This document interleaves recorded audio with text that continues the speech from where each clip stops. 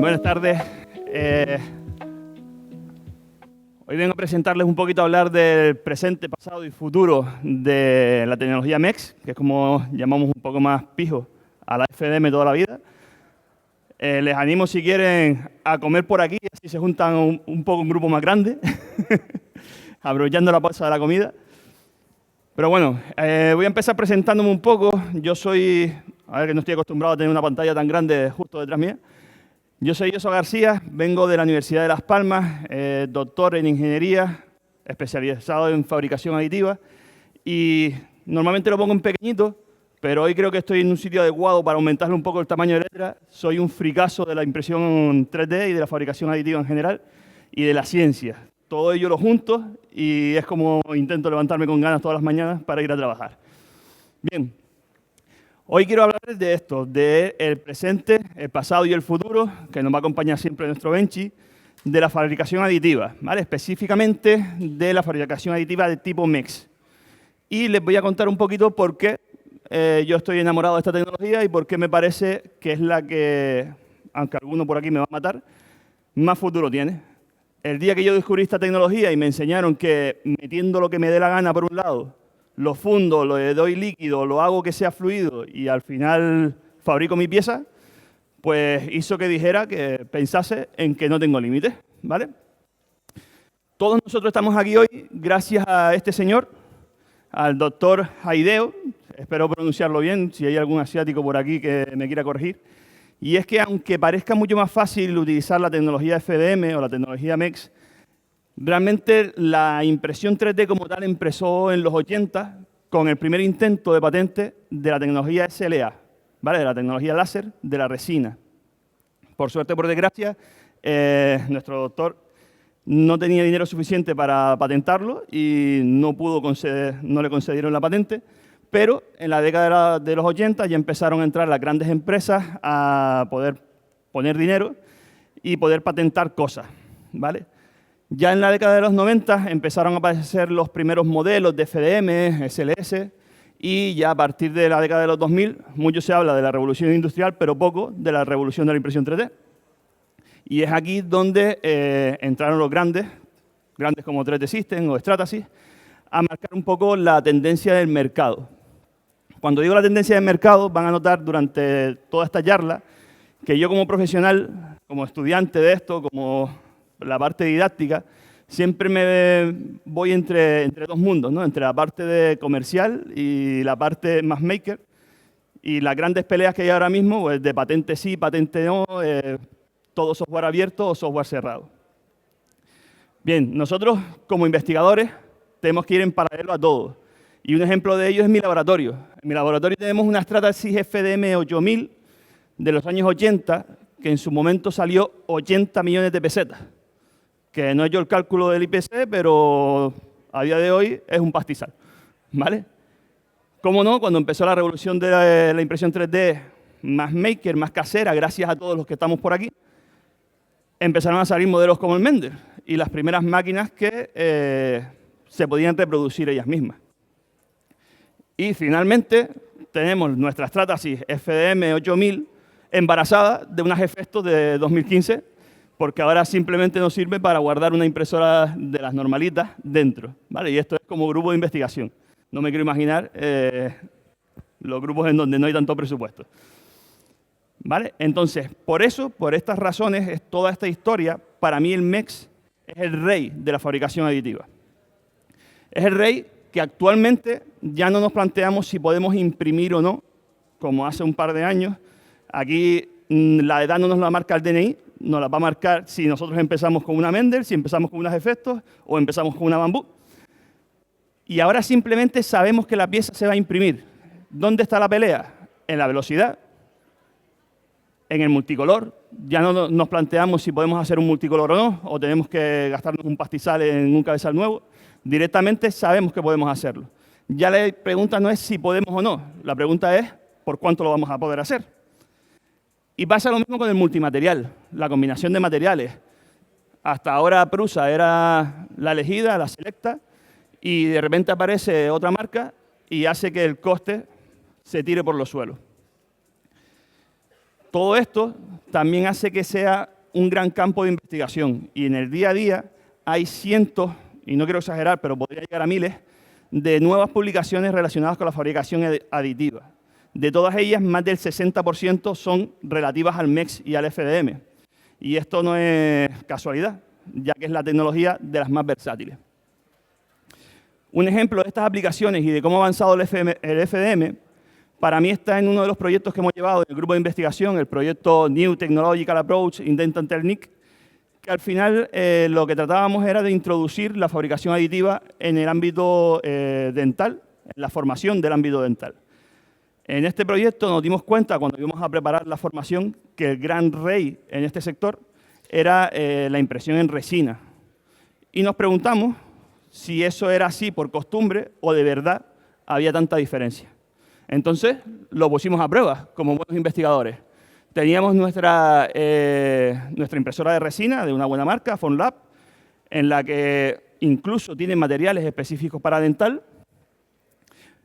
Y cogimos una pieza típica que se suele utilizar dentro de los quirófanos de odontología, que es una guía quirúrgica, ¿vale? Esta guía, cuando nos falten los dientes, son las que hacen que cuando el dentista quiere taladrar en un punto determinado, nos aseguremos de que sea ese punto correcto y el ángulo adecuado, ¿vale? Entonces, tenemos aquí dos ejemplos a la derecha, en el que vemos los dos casos de estudio que hicimos. Y dijimos, vamos a ver si de verdad la resina es la reina de este campo. Probamos con 3 máquinas. Como la resina tiene su precio y su coste, dijimos, no vamos a utilizar máquinas baladí. Vamos a meternos en una Craftbox PIC que permite materiales técnicos, una máquina de 14.000 euros, ¿vale? Tenemos nuestra Formlab 2 y tenemos una de tecnología de sinterizado láser de polvo, de polímero, por ser la segunda tecnología que más se nombra en este campo, ¿vale? Todas son máquinas semiprofesionales, por lo tanto, si había algún problema, no iba a estar en la máquina, iba a estar en el técnico, que solía ser yo. Bien, analizamos todo lo relativo a la fabricación de la pieza. Analizamos costes de la adquisición de la máquina, costes eléctricos, costes del material. Además, le hicimos diferentes ensayos dimensionales. Pruebas de pasa no pasa con una mandíbula impresa, ajustes dimensionales de los agujeros, mediciones. Y tuvimos en cuenta que, dependiendo de la tecnología, podíamos incluso fabricar muchas copias a la vez de esta misma pieza. Y lo comprobamos en cada una de ellas. Además, para darle otra vuelta de tuerca, miramos la reciclabilidad, esto de la economía circular y demás, ya que esto es una pieza que se usa y se tira a la basura. En el caso de la resina, aunque ya hay algunos estudios con resinas específicas que permiten hacerlo, no son materiales reciclables. En el caso del sinterizado láser y de la FDM, sí se podía reciclar. Finalmente, mirando todos estos ítems y algunos más de usabilidad y demás que da el propio uso de la tecnología, nos dimos cuenta de que a día de hoy el FDM y la resina para este tipo de operaciones y de utilidades son totalmente iguales. ¿Alguna diferencia entre la resina y el FDM por el tema de la biocompatibilidad o algunos ajustes muy pequeñitos? Pero la FDM le hace competencia a la mitad de precio. Con lo cual, abre un campo de curva de crecimiento y de aprendizaje que normalmente un odontólogo lo que quiere es poner dientes y no estar aprendiendo impresión 3D. Para ellos es solamente una herramienta. Entonces, la FDM se convierte en un aliado a mucho menor coste, mucha más facilidad de legislación y una curva de aprendizaje mucho más pequeña. Por lo tanto, ya estamos viendo que en el presente el FDM es el rey. Pero además, vamos a mirar un poquito más allá, vamos a mirar al futuro. Cuando miramos al futuro, vemos que el FDM, y nos vamos a cualquier feria como la de hoy, o a cualquier ADIMAD, o a cualquier feria de impresión 3D profesional, vemos que la fabricación aditiva por FDM o por MEX es la que está en todos lados. Principalmente porque todo el mercado va tendiendo al pellet, y eso es un gran campo a abrir, pero también por la versatilidad que nos permite. Tenemos ya fabricación en diferentes materiales. Materiales compuestos, composites, con refuerzos de fibra, o materiales directamente como el metal impreso por FDM. Esto, en resina, por ejemplo, no lo vamos a encontrar tan directamente. Y eso hace que en el futuro, o lo que nosotros prevemos que sea el futuro, la pelea no está en si podemos fabricar, sino si podemos fabricar en una velocidad u otra, sino directamente en qué materiales vamos a poder fabricar y qué uso vamos a poder darle. También en esta línea, en la Universidad de Las Palmas tenemos un resultado de investigación, para el que no lo sepa, es mi tesis, mi tesis doctoral, y de ahí sale una iniciativa empresarial llamada DIMEFA. ¿Qué hacemos en DIMEFA? El core de nuestra iniciativa. Trabajar con materiales funcionales graduales. ¿Vale? Ahora me voy a poner un poquito el sombrero de profe y tengo que explicarles un poquito para que entiendan la iniciativa. Ahora mismo, con la impresión 3D, uno de los problemas que tenemos es que cuando queremos combinar materiales, buscamos incluso que haya una diferenciación del material. No nos interesa esos cambios de un material a otro e intentamos incluso evitarlo. Tanto es así que la mitad, en estas máquinas nuevas multimateriales, la mitad del material se nos va en las caquitas de limpiar la transición. A ver si no me cargo el escenario. Se va en limpiar la transición del material. Bien, pues resulta que la naturaleza no trabaja así. La naturaleza no trabaja con materiales separados normalmente, ¿vale? Podemos encontrar materiales, como por ejemplo el del hueso, que gracias a su estructura va cambiando la densidad. Son materiales que de por sí ya tienen un trasfondo estructural. O materiales como la piel de plátano. ¿Quién me dice a mí dónde empieza la marquita negra o dónde empieza la parte amarilla? La misma pregunta que dónde empieza la cara y acaba la cara y empieza la calva. Es difícil de delimitar, ¿no? Bien, pues esto hasta ahora, con la impresión 3D, se complica mucho.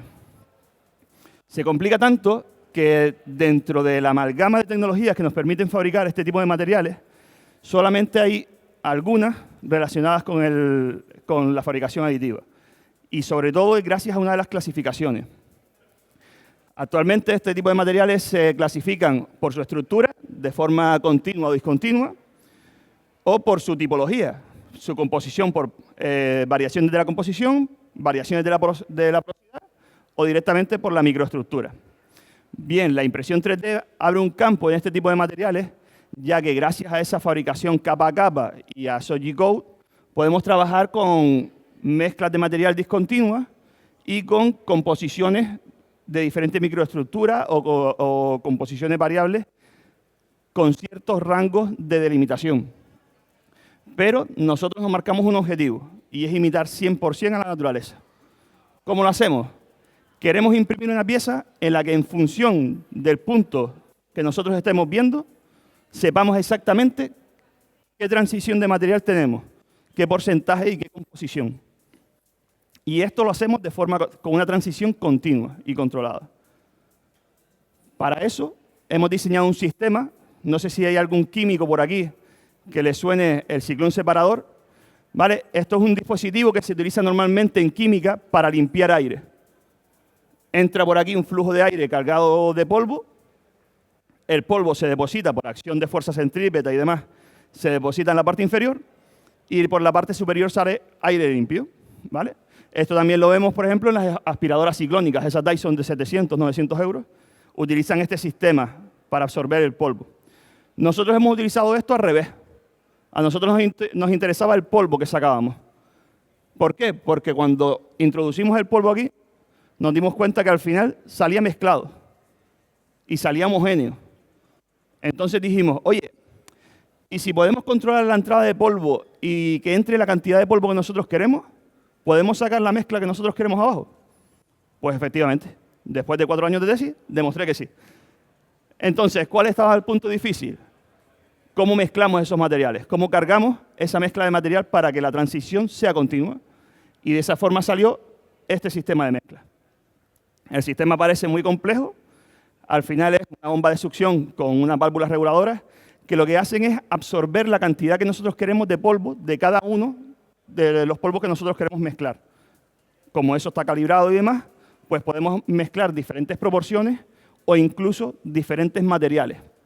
El nacimiento de los materiales FGM surgió por la reentrada de los satélites en la atmósfera cuando 2 materiales de la carcasa se rompían al fragmentar, porque sus uniones no eran perfectas. Con este tipo de materiales, esa unión, al ser una transición, no llegaban a romper nunca con la diferencia de temperatura. ¿Vale? Pues eso es lo que hemos conseguido con estas mezclas proporcionales.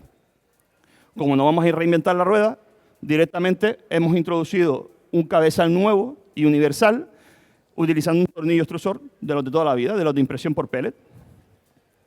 ¿Vale?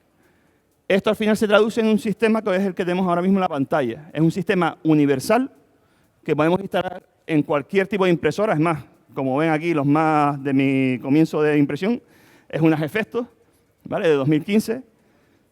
Se puede adaptar el sistema a cualquier tipo de impresora, tanto comercial como casera, y la clave está en la comunicación entre los dos sistemas, entre la impresora y el sistema de mezcla. Para que estas dos máquinas se comuniquen, nosotros lo que hacemos es coger el G-code, que lo sacamos como toda la vida, y lo introducimos en un algoritmo propio. Este algoritmo es el que va a dictaminar cuándo se cambia el material y en qué proporciones. Y eso nos va a generar el archivo de abajo, que es lo que llamamos un M-code, por ser originales, y es el que le dice a la máquina cuándo arrancar y cuándo parar el sistema de mezcla. Con este sistema hemos conseguido, aparte de una patente, y por eso digo que estoy en las dos partes de la pelea, hemos conseguido mezclar con una precisión del 97% el material que nosotros queremos. En este caso se ve lo que hicimos hacer para que se viera claramente con material blanco y negro, ¿vale? Pero la idea de esto es no solo mezclar materiales, no solo mezclar colores. Con esto nosotros podemos mezclar materiales que hasta ahora son incompatibles con una FDM normal y podemos entrar en la pelea de los aditivos. Imagínense que esto lo utilizamos para el sector médico, donde se está trabajando ahora mismo en la regeneración celular. Depende, con el mismo material base, dependiendo del aditivo que tú le eches, va a generar, como células madres, un tipo de célula u otro. Y nosotros somos capaces de decir que cuando hacemos una pieza en impresión 3D, en una zona se genere cartílago y en la otra se genere hueso. Con este sistema de mezcla. Por eso, y en esa pelea entre patentes, código abierto y demás, llego a dos conclusiones. La primera es que todo está por hacer. Llevamos una carrera de crecimiento de impresión 3D en los últimos 20 años que parece que ha crecido exponencialmente y que esto es imparable, y efectivamente, es imparable, pero porque todavía estamos en pañales. Y lo segundo es que en esta discusión de código abierto, código cerrado, yo me sitúo en el punto intermedio. A lo largo de este fin de semana vamos a tener aquí grandes ponentes que son unos cracks diseñando en casa, pero al final aquí hace falta mucho dinero. Y cuando hace falta mucho dinero, los inversores quieren que haya una retroversión. Analizando toda la historia que les he contado un poco ahora, vemos claramente que la primera piedra la tiene que poner el que puede, pero el resto del camino lo hacemos nosotros, los makers. Y con esto concluyo, y si tienen alguna pregunta, si quieren ver el dispositivo, mañana estaré en la mesa de la Universidad de Las Palmas y se los puedo explicar en detalle y cerquita. Y si no, pues nada más, he terminado por hoy. Muchas gracias.